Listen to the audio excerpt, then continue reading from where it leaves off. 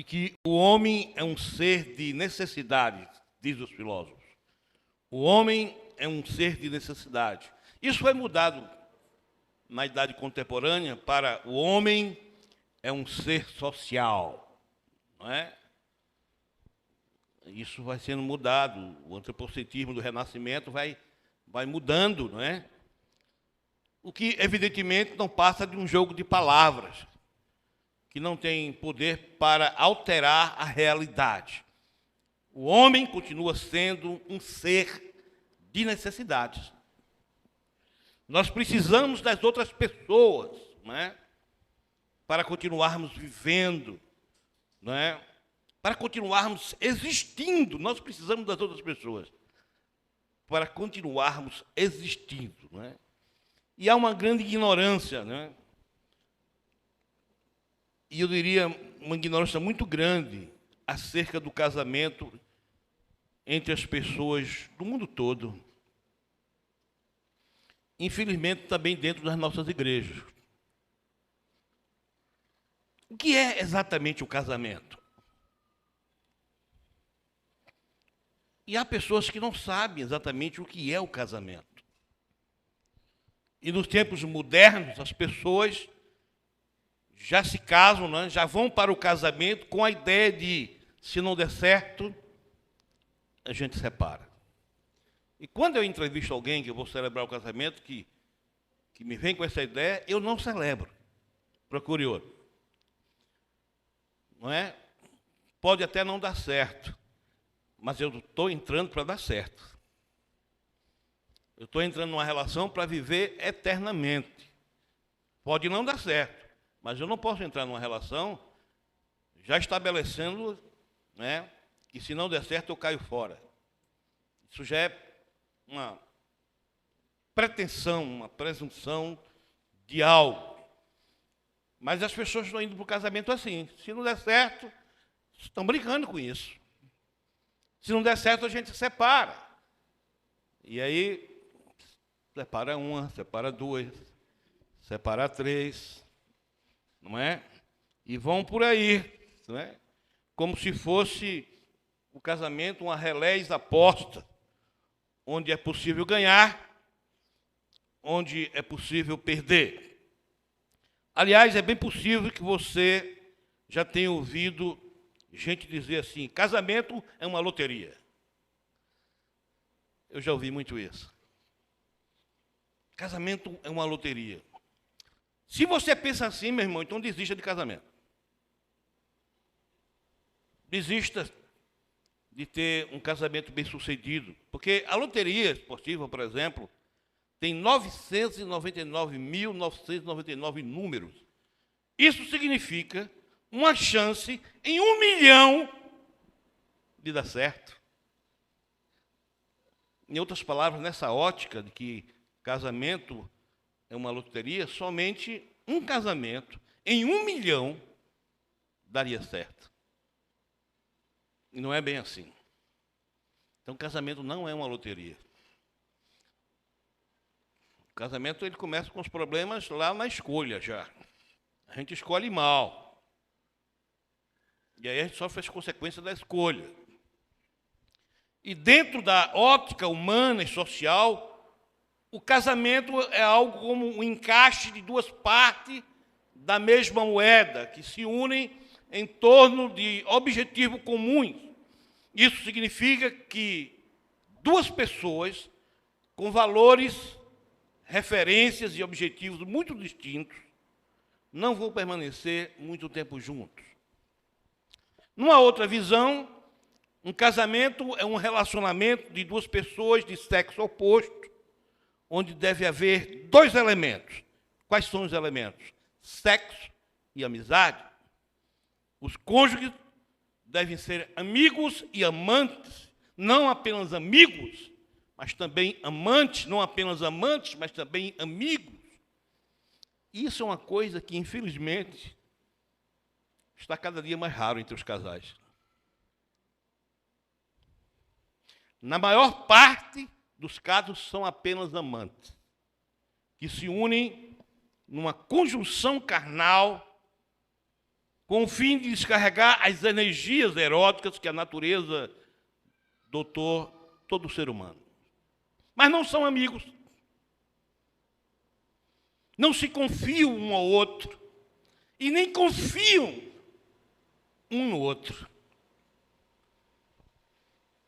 Sabe de uma coisa? Nós nos afastamos dos amigos que nos tratam com levianidade, com aspereza, não é?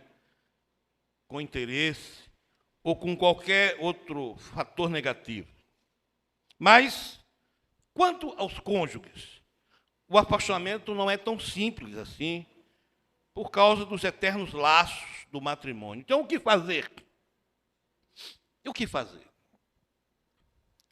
Você já percebeu que nós, eu e você, nós evitamos fazer um monte de coisas aos nossos amigos?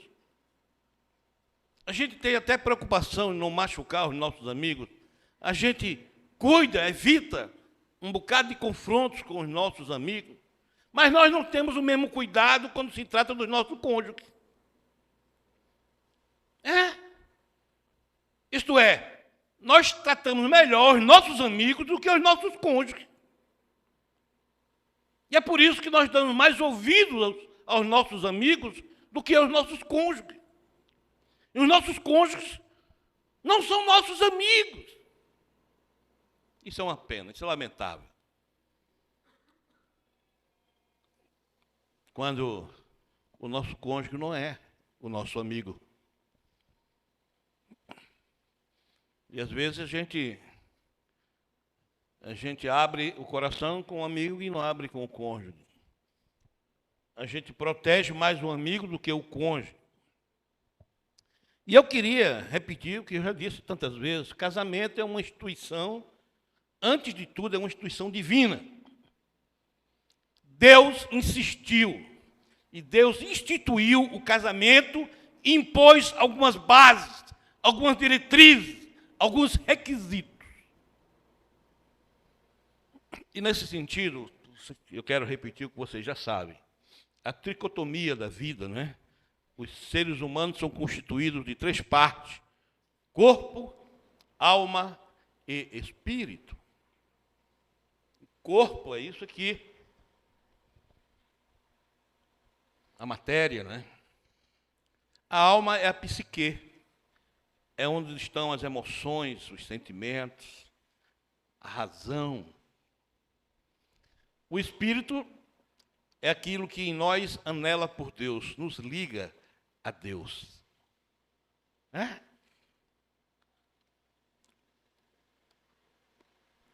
O casamento tem que trabalhar essas 3 áreas. Um casamento é uma união entre essas 3 partes de 2 pessoas de sexo oposto. O que passa disso não é propósito de Deus. E aí, não me chame de homofóbico, porque eu não sou. Não estou nem ligando para essa pecha. Então, de graça com esse negócio comigo. Eu não sou, mas eu não tenho bagagem teológica para afirmar outra coisa além do que eu estou dizendo aqui. O projeto de Deus é para sexo oposto e ponto. Amo você, que se declara homossexual, abraço, acolho, recebo na minha igreja, como qualquer pecador, como adúltero, como dependente químico, que precisa ser redimido, lavado do sangue de Jesus. Ponto. Vai ser abraçado. Último concílio, tinha um rapaz lá, que não sou homossexual e tal, me deu trabalho, o sineteiro tocava, a gente ia buscar ele, que ele estava lá fazendo uma chapinha, uma progressiva. O que é isso, menino? Se ajeita. E ele disse assim: eu me apaixonei pelo senhor. Eu digo: menos. O senhor me trata assim com muito respeito, muito carinho. Eu posso ir da sua igreja? Pode. O senhor vai me tratar bem lá, como está me tratando aqui? Vou. Eu não vou ser seu cúmplice. Só isso. Então, estou falando para pessoas do sexo oposto, que é o projeto de Deus, de união.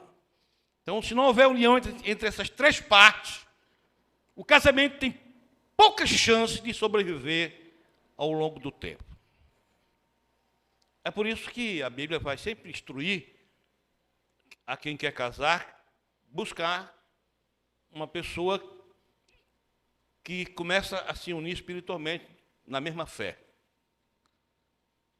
Não é? Imagine o cristão que casa com o budista. Então não há unidade de espírito aí. Não é? Então é preciso unidade de espírito. Então, se não houver a união entre essas três partes, o casamento está fadado ao fracasso.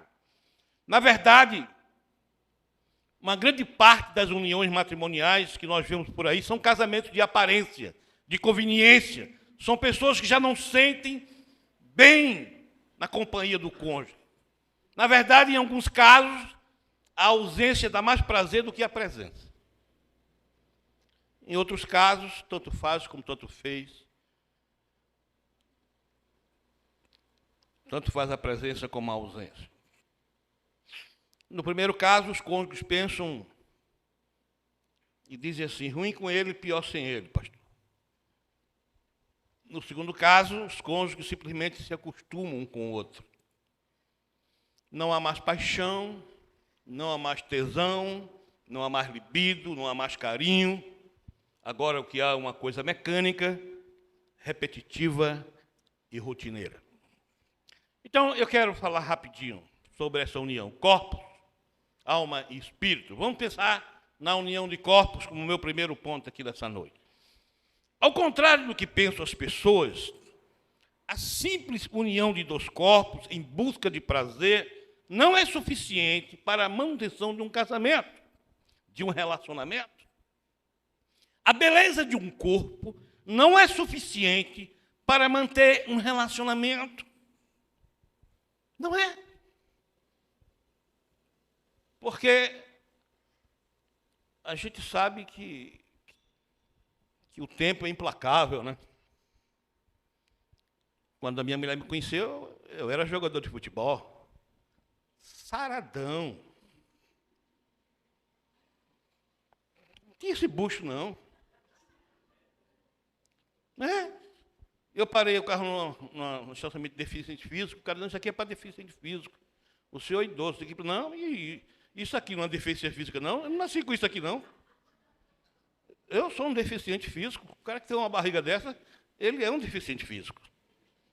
Eu não nasci assim, então minha mulher, quando me conheceu, filho, era saradão. Treinava 2 vezes por dia, jogava. Então, a barriga era tripinha, ninguém tinha barriga não, aquela coisa assim, não é? Enfim,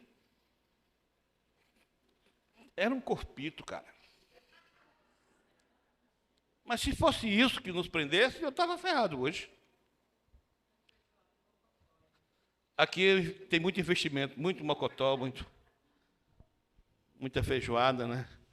Eu, quando vou pregar de manhã, de noite lá em Santa Cruz, eu prego de manhã na Betesda, e eu fico de jejum. Eu sempre prego pela manhã de jejum. Eu saio, janto à noite, no sábado, e viro, e faz parte da minha liturgia, assim, no domingo pela manhã. E eu prego, termino meu dia, 1 hora, e pego a estrada. E faz parte da liturgia, logo em seguida, por 1 hora da tarde, 2, um rodízio de bode, lá em Pombos. A liturgia vai se encerrando ali. Né? Pois bem, não é suficiente a beleza de um corpo para manter um relacionamento. Nós vivemos numa era de pessoas hedonistas, né? Pessoas que estão em busca do prazer. E nós já vimos muito essa expressão, o que importa é o prazer. Pois bem, essa é uma expressão destrutiva e demoníaca. Você já deve ter ouvido a expressão assim, eu gosto de tal pessoa. Você já viu isso, né? Ou algo semelhante, né? E eu quero dizer para você que gostar é um termo egoísta, que significa ele me agrada, ela me agrada. Porque nós gostamos de algo ou de alguém que por um motivo ou por outro nos agrada, nos atrai, nos fascina. Ocorre que o nosso gosto está sujeito à fadiga, ao cansaço, ao desgaste, gerando aí o que eu chamo de efeito chiclete. Já ouviram falar no efeito chiclete? Vamos lá. Chiclete, vocês sabem, são aquelas gomas de mascar, né? Aqueles pedaços de resto de petróleo, os quais são colocados cores e sabores, né? E esses pedaços de borracha mole são mastigados por alguns minutos ou horas, né? Até que perde o sabor. E então eles são jogados no lixo. O problema que está a ocorrer é que algumas pessoas, usam as outras como se fossem chiclete. Elas ficam juntas com outras pessoas que, por um motivo ou por outro, lhe agradam, usando-as, sugando-as, explorando-as, usufruindo delas, às vezes desfilando com elas como se fossem troféus. E chega um dia em que acaba o gosto, em que acaba a paixão, em que acaba a doçura da sua companhia. Quando então tais pessoas são descartadas, são abandonadas, são jogadas no lixo, são desprezadas, com a seguinte explicação: acabou-se o que se havia entre nós.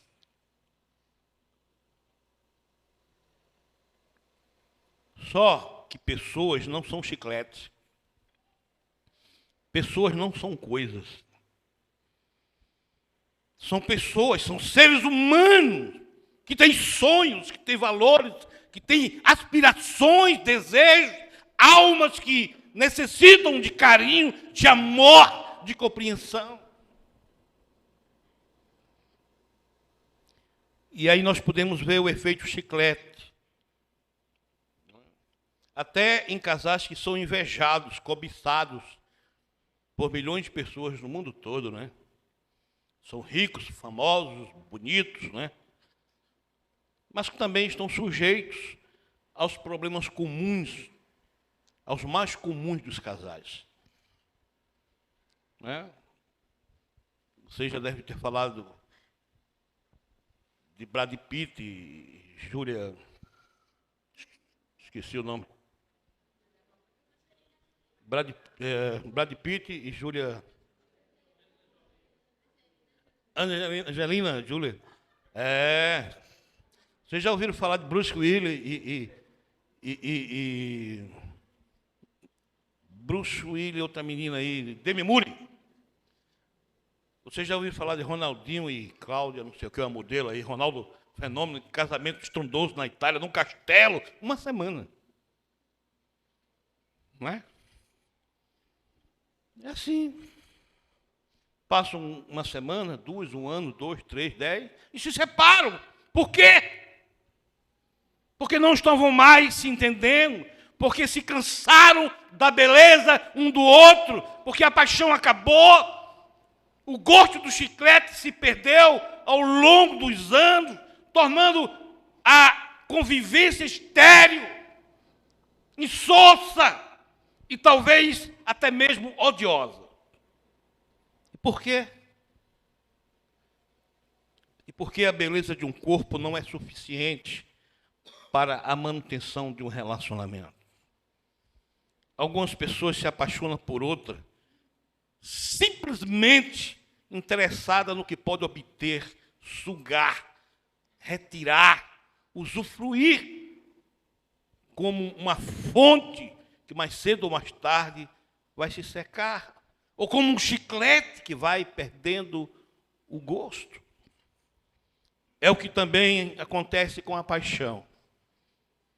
Paixão não é amor. Libido não é amor. E ela não resiste ao tempo.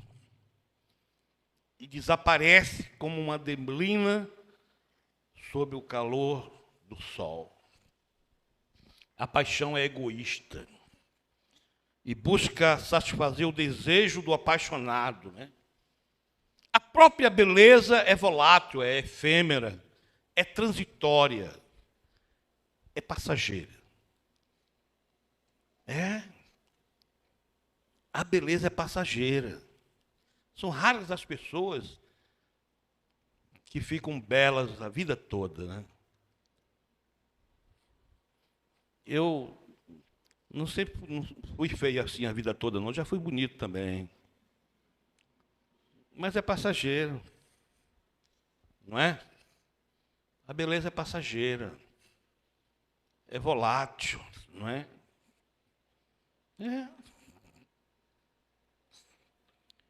Um dia eu estava lendo uma matéria sobre Isabella Rossellini, filha de Ingrid Bergman,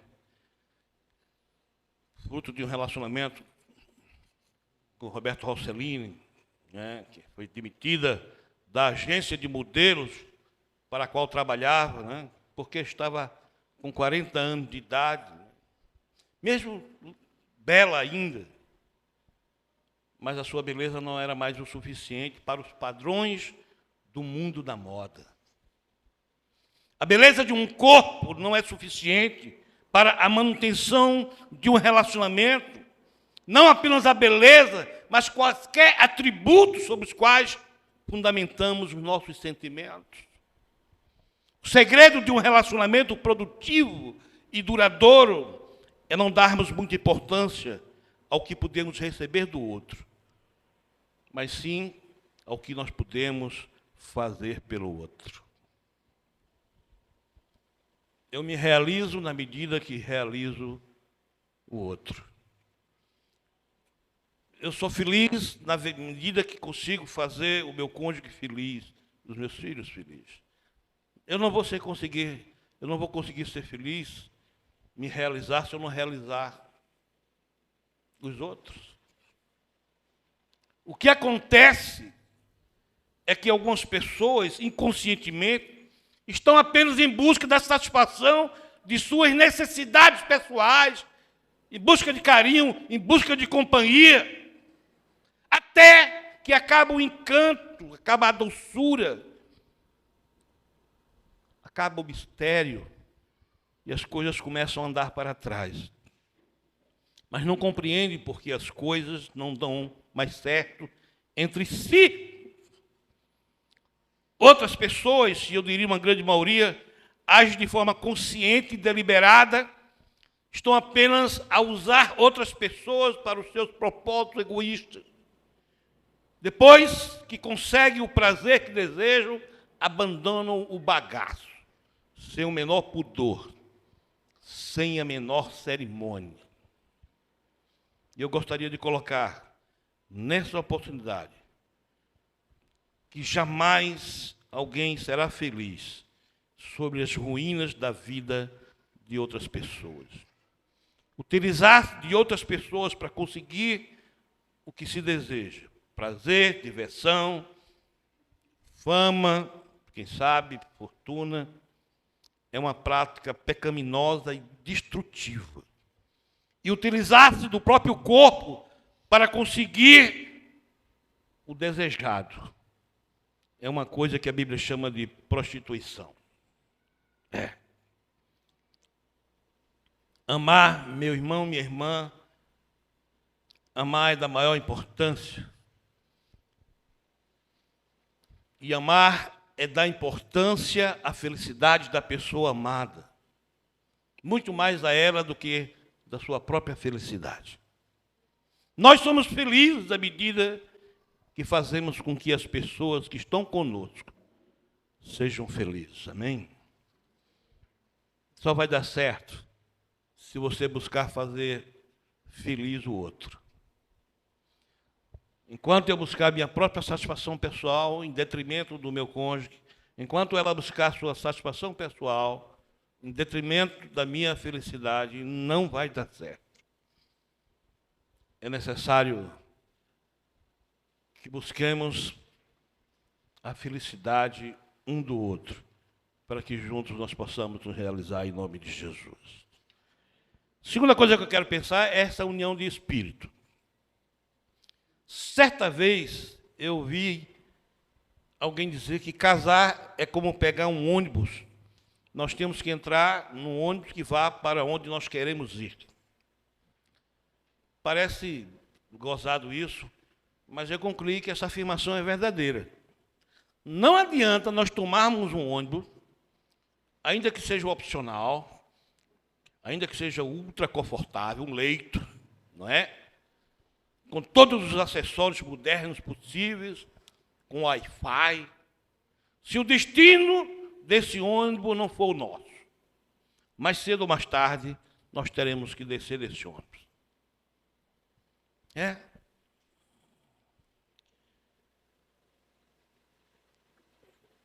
Há um homem chamado Wimalgo, que ele conta a respeito de um jovem que queria trabalhar com jovens, não é? E ele tinha algumas pretendentes, não é? E ele falou para aquelas pretendentes a respeito do seu projeto de vida cristã, e 5 delas desistiram, né? É isso. Os futuros cônjuges devem saber o que exatamente querem que seja feito em suas vidas. Se os almejados forem demasiadamente distintos, não embarque numa canoa furada. Isso é o que ocorre frequentemente com as pessoas que têm entre si credos diversos, diferentes. Quando há um grande desnível intelectual, né, ou mesmo econômico, ou pessoas de culturas originárias diversas. Ressalvo, porém, que eu não estou aqui de modo algum afirmando que tais uniões estejam fadadas ao fracasso, mas que o amor é delicado demais para suportar os tão grandes e frequentes revés que, de forma inevitável, virão. 2 pessoas nunca andarão juntas se entre elas não houver acordo. Não exatamente concordância, mas acordo. A gente vai caminhar e nós vamos discordar. Não há como não discordar. Eu não estou há 42 anos com a Carminha concordando com ela e ela comigo. Não estou falando de concordar. Sempre. Não. Né? Mas de acordo. Se não houver acordo, a gente não chega a lugar nenhum.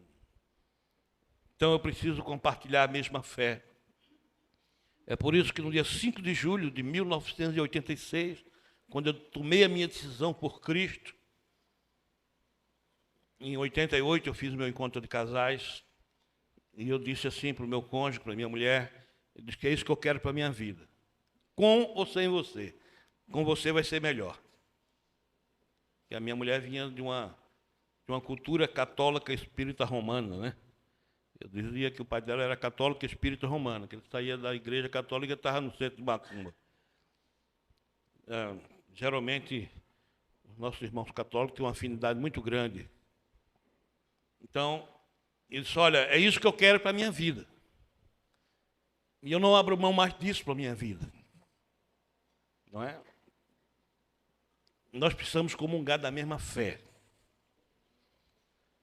É óbvio que ela não teve culpa de eu me tornar um pastor, ela não casou com um pastor. Eu não tinha esse projeto de vida. Mas para quem tem, é bom deixar bem claro, eu quero isso para a minha vida. Dá para você, filha, dá para você, filho. Os cônjuges deverão ser conscientes, saber exatamente o que querem de suas vidas. Se o objetivo de ambos forem demasiadamente díspares, é uma barca furada. Não vai funcionar. Quando você convive com alguém que não comunga da sua fé e que não faz acordo, eu agora, pouco mesmo, quarta-feira, eu atendi alguém na minha sala e dizia assim, pastor, eu quero caminhar aqui com essa comunidade, com essa igreja, e minha mulher não quer. Olha, eu quero, mas ela não quer. Ela está doida para ver a casa cair, né? Fica difícil sustentar isso. E eu disse, o que é que ela quer? Porque se ela quiser caminhar na mesma fé em outra comunidade, em outra denominação, ótimo. Caminhem juntos. Mas quando as pessoas não têm união de espírito, aí fica muito mais difícil. Nós precisamos começar essa unidade pensando juntos a respeito, comungando da nossa fé. Isso vai nos ajudar profundamente. Profundamente. O meu filho mais velho, ele começou a namorar uma menina e eu fui contra o casamento a vida toda. Estão tudo aí, os netos. Eu ia trazer eles hoje, mas eu tenho um neto de 5 anos que não se converteu ainda. E quando chega aqui, ele derruba tudo isso aqui, eu fico até com medo. E eu sempre fui contra o casamento, porque a família incrédula, né, continua sendo uma família que não tem nada a ver comigo, com o que eu penso da vida, né? E eu combati ele o tempo todo. Vai se ferrar. Mas esse jovem tem aquela coisa, eu amo ela, amo ela. Né? Nesse negócio, eu amo ela, papai. Beleza. Vamos caminhar, então só tinha uma saída. Sabe qual é a saída, filho? É fazer com que ela comungue da nossa fé. Se ela não comungar da nossa fé, a chance de isso dar certo é muito pequena. Vamos trazê-la para perto. Ninguém na família dela é crente, só ela, que foi contagiada pela nossa fé. Não é? Trabalha no ministério, foi reitora de cursilho, dá rolho no nosso cursilho. Né? Hoje eu moro em Aracaju, mas no tempo do cursilho ela vem para cá para trabalhar no cursilho, porque eu vi que não ia funcionar. A diferença era muito grande. E eu me lembro que quando eles se tornaram noivos, nós fizemos uma festa, um jantar na casa de um amigo, e eu estava no carro com ele, com ela assim, e o pai dela ligou dizendo assim, tem cerveja aí? Eu falei, não, senhor, eu vou levar umas caixas minhas aqui. Aí eu disse assim, é o quê, pai? Se você vem para cá, eu estouro, naquela época a cerveja era de garrafa. Eu estouro essa garrafa na sua cabeça, não duvide de mim, não. Aí meu filho disse, não, papai, deixa que eu estouro. Olha só, não dava certo. Nós pensamos diferente. E o filho, como é que tu vai entrar nisso? Chegou o casamento. Chegou o casamento e nós queríamos celebrar o casamento numa casa de recepção, porque a igreja certamente não ia caber as pessoas, os convidados. Mas tivemos que fazer na igreja, por uma razão. Porque onde quer que eu fizesse, ele ia introduzir bebida alcoólica e eu não queria. Eu digo, você tem o direito de tomar bebida alcoólica, de fumar maconha, de tomar racumim, baigon, é um direito que você tem. Né? Respeite o meu direito de não querer.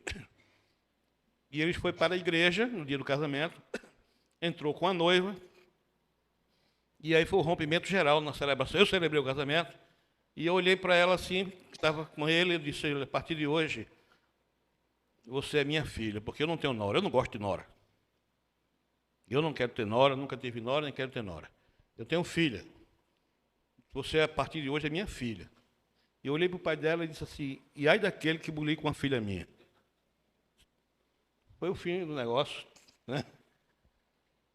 Que o testemunho dela no conselho é justamente essa dificuldade eterna com o pai. Porque não comunga a nossa fé. E ele não tirou uma foto com a filha, com a noiva. Nenhuma foto, não há nenhuma foto. Por quê? Porque ele alugou um restaurante. E quando terminou a celebração, ele disse assim, vamos para o restaurante. Está reservado só para a gente. Né? Mas ele não conhece a minha astúcia, né? E eu sabia que ele ia fazer isso. Eu presentei os meus filhos com a viagem para Gramado, lua de mel, saindo direto lá. Pá! Entendeu o negócio? Preciso comungar da mesma fé, união de espírito.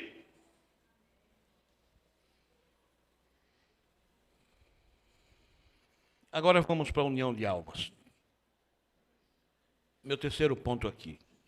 Olavo Bilac, um poeta simbolista, que já morreu faz muitos anos, ele disse a uma certa altura da sua carreira que nós devemos deixar os nossos corpos se entenderem porque as nossas almas nunca se entenderão. Eu confesso que às vezes sou tentado a acreditar que o poeta estava certo. Tamanha a dificuldade de unir duas almas de sexos opostos. Aliás, o autor de Eclesiastes diz que não encontrou uma mulher entre 1000 que se enquadrasse em suas exigências. Puxa vida, Salomão diz isso, que em 1000 mulheres ele não encontrou uma que lhe agradasse. Pense no cara exigente. Está lá, Eclesiastes capítulo 7, né, no verso 28, ele diz isso. Que não encontrou uma mulher entre 1000 que se enquadrasse em suas exigências. Certamente que isso é uma arrogância do pregador, né? Mas o fato é que realmente nunca vamos encontrar alguém que se enquadre em nossas exigências. Nós nunca vamos encontrar alguém que se enquadre em nossas exigências. É por isso que o pregador diz isso, em 1000 mulheres, não encontrei uma que se enquadrasse, e você não vai encontrar mesmo. Esse sonho do príncipe cantado, perfeito, para com isso! Não tem! Não tem ninguém perfeito que se enquadre na minha ou na sua exigência. Não existe isso em casamento.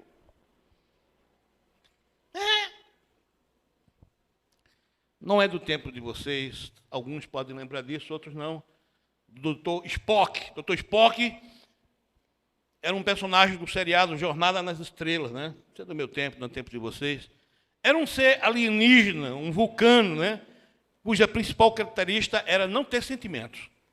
Ele não tinha emoções. Era totalmente racional, totalmente dirigido pela ordem e pela razão.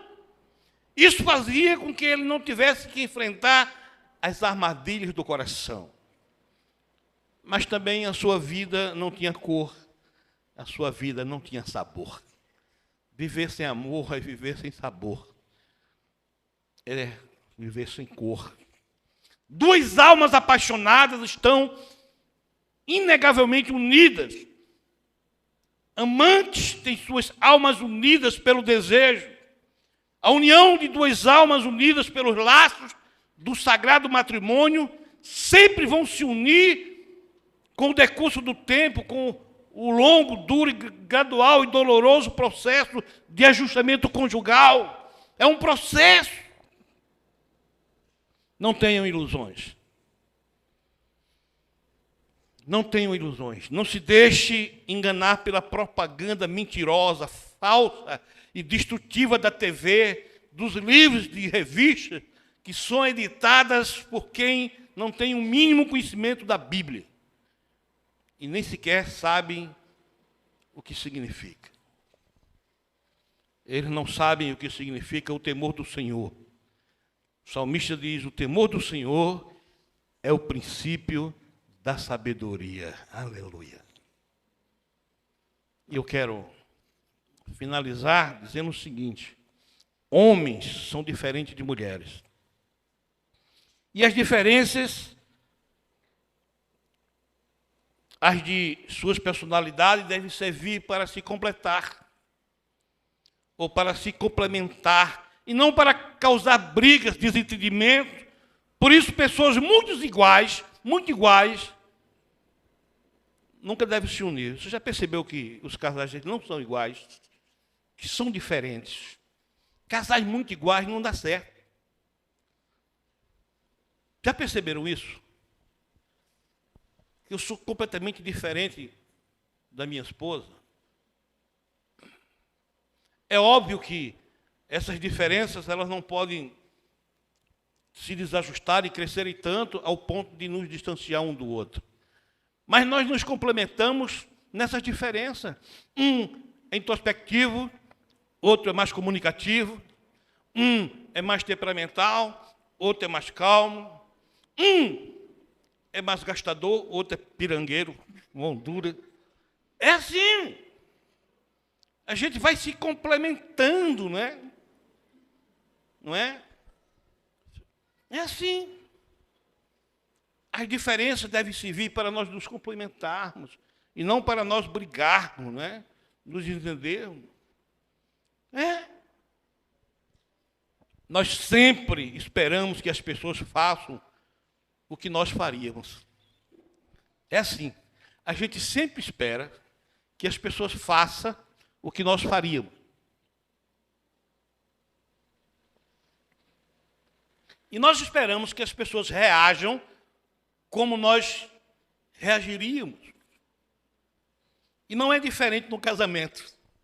Os homens esperam que as suas mulheres ajam e reajam como se fosse homem. Que é isso? A gente quer que as pessoas reajam e ajam como nós. E aí a gente espera que as nossas mulheres ajam e reajam como se elas fossem homens. Elas não são homens. Mas você quer que ela aja e reaja com a sua cabeça. Não é assim. E as mulheres esperam que os seus maridos ajam e reajam como se eles fossem mulheres. Não funciona. Não dá. Cada um reage do seu jeito, porque um é homem, outro é mulher. Ou então, não é nada. Não é? Tem uma turma aí que a gente não sabe o que é. Aí quer reagir dos dois jeitos. Não dá.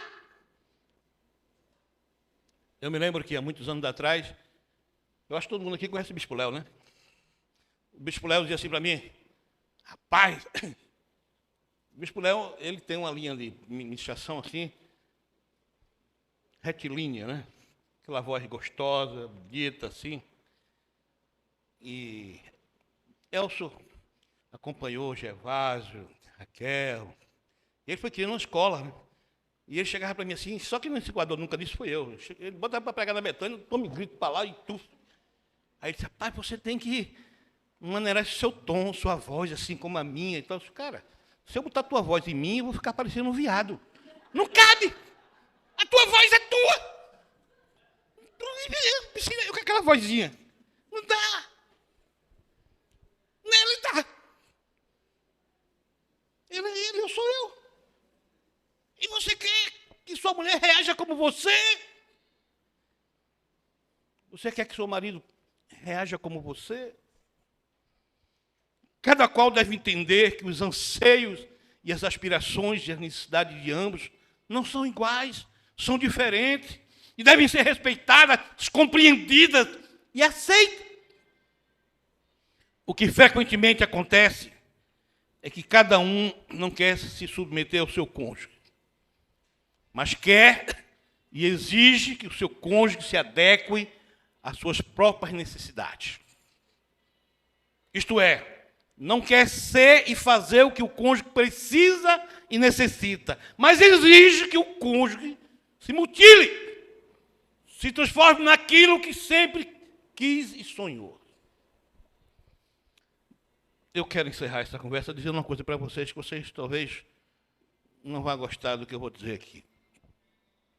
Não existe almas gêmeas. Não existe almas gêmeas. Não existe almas que foram feitas um para o outro, uma para a outra. Isso é uma visão poética, fantasiosa, idealista, que está na visão imaginária dos apaixonados, dos cantores que vendem ilusões. Aliás, o cara que canta alma gêmea já casou umas 10 vezes, vai ter alma gêmea assim no inferno. Que é isso? Que é isso?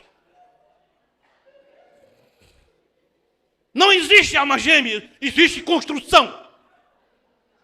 Existe construção. Existe construção. Não existe casamento perfeito, porque não existe homem nem mulheres perfeitas. O seu casamento não é perfeito.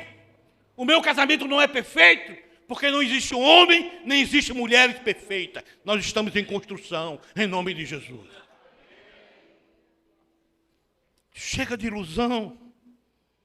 O que existe, meus irmãos, são casamentos que vão se aperfeiçoando a cada dia, com o aperfeiçoamento dos cônjuges, cônjuges que vão renunciando aos seus propósitos egoístas, à sua arrogância e prepotência, para se dedicar ao outro. É isso que existe. É isso que deve existir. construção, uma construção que começa com a renúncia aos nossos propósitos egoístas, arrogantes, prepotentes, para nos dedicarmos ao outro. Será que você está pronto para encarar esse desafio? O que for feito fora desses padrões, somente trará dor e sofrimento para todos. Principalmente para os familiares. Para as pessoas que estão junto contigo e te amam e te querem bem. Diz a palavra de Deus: ponde-vos à beira do caminho e perguntai às veredas antigas, qual o bom caminho? Andai nele e encontrarei descansos para as vossas almas.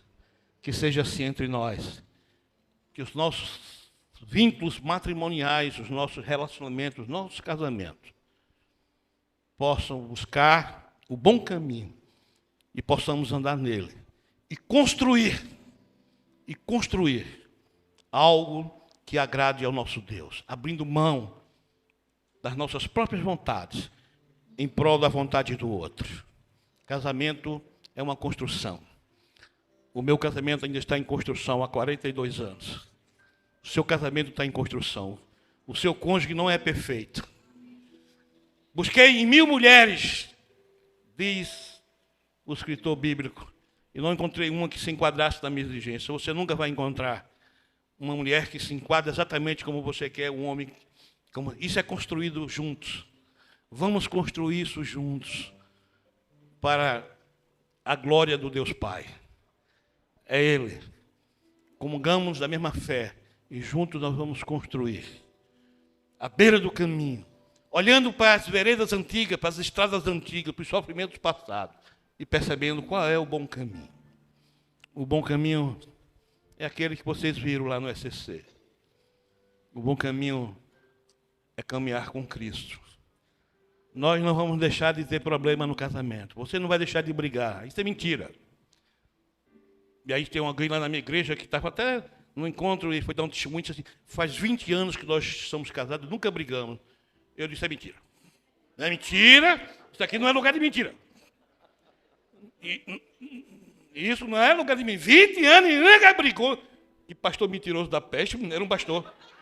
Eu disse: que pastor mentiroso da peste? 20 anos, pastor. 20 anos de casado, nunca brigamos. Pastor mentiroso da desgrama. Esse é mentiroso. Que é isso? Eu briguei com a minha mulher na primeira semana, cara. Nós casamos no dia 14 de dezembro. Viajamos, uma grande festa. Quando voltamos da lua de mel, o pau cantou, sabe por quê? Uma dívida enorme para pagar. E eu dizia: foi sua mãe. Eu não queria essa festa toda, mas sua mãe queria fazer essa festa e a conta chegou. A culpa é dela. Não é culpa da minha mãe, não. O cacete já começou a cantar aí, filho. Fizemos uma festa que não podíamos fazer porque a minha sogra queria. A sogra lisa, né? A sogra lisa, querendo festa de arromba. Aí eu me ferrei. A briga já começou na lua de mel. A gente suspendeu a lua de mel para brigar. Aí o cara dizia que 20 anos, pastor santo, 20 anos de casado, nunca brigou. Eu digo: pastor mentiroso do diabo. Nunca mais dá uma palavra da minha igreja. É mentiroso. Só que não tem problema com isso é o Papa, porque não gosta da fruta. Sim, não tem problema. Quem é que não tem problema no relacionamento? Que história é essa? Problema nós vamos ter, meu irmão. Nós não somos perfeitos. Mas eu tenho um pacto com Deus, com a minha companheira, de caminhar na presença de Deus. Apesar de mim, apesar dela, nós temos um pacto. Porque nós temos um compromisso com Deus de servi-lo juntos. Sabe por quê? Porque você é responsável pela alma da sua companheira. Deus vai cobrar isso de você. Deus vai cobrar de você. Os filhos que a gente diz que é meu, a Vanessinha ali, Júnior diz: é minha. Antes de ser de Júnior, é de Deus. Nossos filhos não são nossos. Nossos filhos pertencem ao Senhor. E nós vamos prestar conta da alma dos nossos filhos. Deus me deu o privilégio de colocar 2 para eu cuidar, de colocar uma infinidade de gente para cuidar, pastorear. E eu sei que eu vou prestar conta. Nós temos esse compromisso. Pacto com Deus. O casamento é um pacto. É uma aliança com Deus. Apesar do outro. Nós vamos caminhar e vamos construir. E o Espírito Santo vai cuidando de cada um de nós. Que seja assim na tua casa, no teu casamento. Que o Espírito de Deus te abençoe. Em nome de Jesus.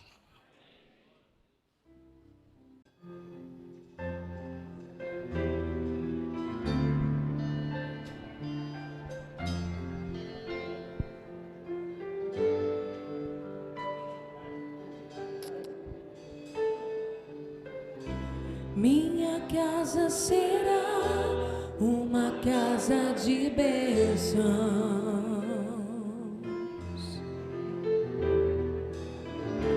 Minha casa será um pedaço do céu.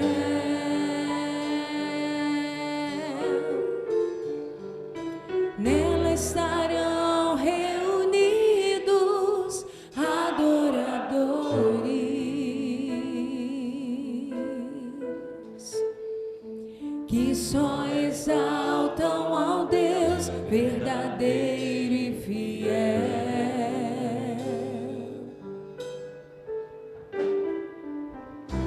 Minha casa será reconhecida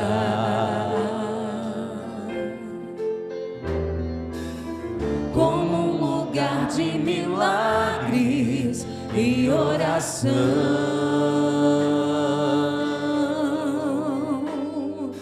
onde Jesus tem prazer em ficar, onde o Espírito Santo habita, onde há prosperidade, amor e vida.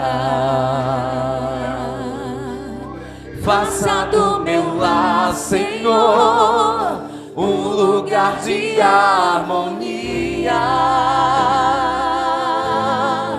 Faça do meu coração tua casa todo dia. Esteja à vontade pra ficar e nunca mais partir, pois a casa que um dia te recebeu nunca mais saberá viver sem ti. Minha casa será uma casa de bênçãos. Vamos fazer disso uma oração?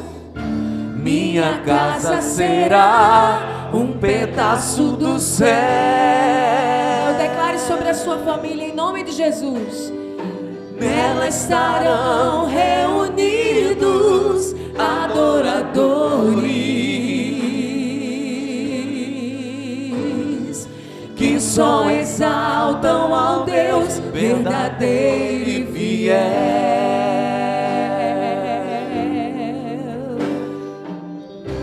Minha casa será reconhecida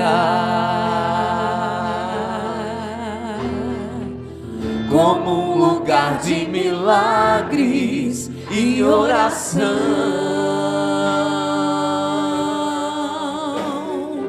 onde Jesus tem prazer em ficar, onde o Espírito Santo habita, onde há prosperidade, amor e vida. Faça do meu lar, Senhor, faça do meu lar, Senhor, um lugar de harmonia. Faça do meu coração tua casa todo dia. Esteja à vontade pra ficar nunca mais partir. Pois a casa que um dia te recebeu nunca mais saberá viver sem ti. Eu quero desafiar você a cantar isso agora. Faça do meu lar. Faça do meu lar, Senhor. Eu sou prova de que essa oração dá certo. Faça do meu coração